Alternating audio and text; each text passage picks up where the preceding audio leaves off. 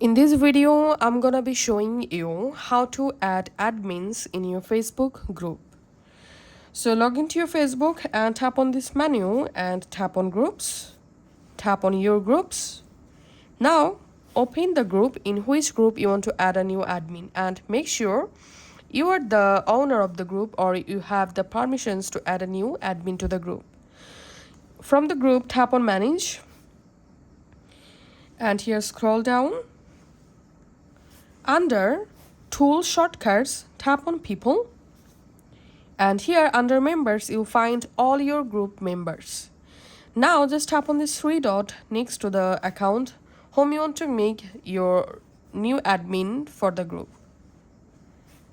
And here tap on invite as admin and here we can see invite to be a group admin. This account will be able to edit group settings, remove members and give other members admin status. Just tap on send invite and the admin invitation will be sent to the exact Facebook account. After accepting the request, the account will be able to easily access your group as an admin. Thanks for watching.